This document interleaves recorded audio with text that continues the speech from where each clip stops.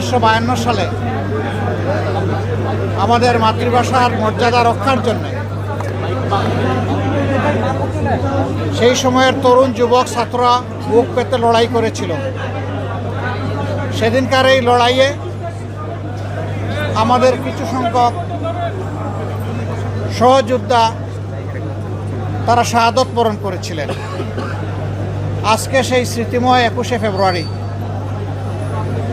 আমরা আজকের এই দিনে তাদেরকে গভীর শ্রদ্ধায় স্মরণ করছি এবং আল্লাহ তাআলার দরবারে তাদের সকলের জন্য মাগফিরাত কামনা করছি। এখানে আপনারা জানেন ঐতিহাসিক এই আজিমপুর গুরুস্থানে 3 জন ভাষা সৈনিকের দাফন তখন সম্পন্ন হয়েছিল। আমরা মূলত তাদের কবরের পাশে দাঁড়িয়ে এবং এখানে আরও যত মুর্দেগান আছেন তাদের সকলের জন্য দোয়া করতে এসেছিলাম। আমরা ফাতিহা পাঠ করেছি, আমরা সূরা ইখলাস তেলাওয়াত করেছি, আমরা ইস্তেগফার এবং দরুদ পড়ে আল্লাহ তাআলার দরবারে আমরা হাত তুলেছি। আমরা জাতির এই সমস্ত বীর সন্তানদের জন্য দোয়া করেছি। পাশাপাশি 47 থেকে শুরু করে 24 পর্যন্ত যারা মানুষের অধিকারের জন্য লড়াই করে দুনিয়া থেকে বিদায় নিয়েছেন তাদের সকলের শাহাদাত আল্লাহর দরবারে কবুল হওয়ার জন্য আমরা মুনাজাত করেছি।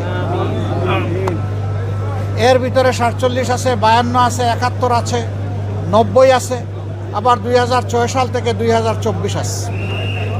এই সময়ের ভিতরে প্রতিষ্ঠিত কায়েমি স্বার্থবাদী সরকারগুলো জনগণের অধিকার গায়ের জোরে চাপাইয়া দিতে চেয়েছিল। এর বিরুদ্ধেই বিদ্রোহ হয়েছিল। সেই বিদ্রোহের ফলেই আমরা আমাদের ভাষার অধিকার পেয়েছি, কিন্তু নাগরিক হিসাবে আমাদের নাগরিক অধিকারগুলো আমরা পাইনি।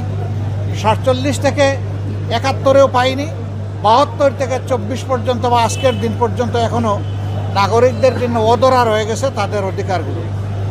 বাংলাদেশ জামাতে ইসলামী মানুষের অধিকারের জন্য এই লড়াই করে এবং আমাদের এই লড়াই অব্যাহত থাকবে ততক্ষণ পর্যন্ত যতদিন পর্যন্ত বাংলাদেশে একটি মানবিক সমাজ কায়েম না হবে, যেখানে মানুষ ন্যায় বিচার পাবে, দুর্নীতিমুক্ত হবে, চাঁদার কলুষিত কালো থাবা থেকে মানুষ মুক্তি পাবে এবং কোনো অবিচার কারো উপর করার কেউ দুঃসাহস দেখাবে না।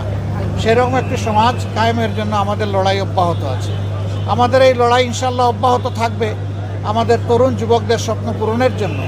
তাদের স্বপ্ন সঙ্গত এবং বাস্তব, সেই স্বপ্ন পূরণের আমরা সঙ্গী হয়ে লড়াই চালিয়ে যাব ইনশাল্লাহ। আমাদের লড়াই অব্যাহত থাকবে শিশুদের জন্য, যারা আজকের শিশু আগামী দিনে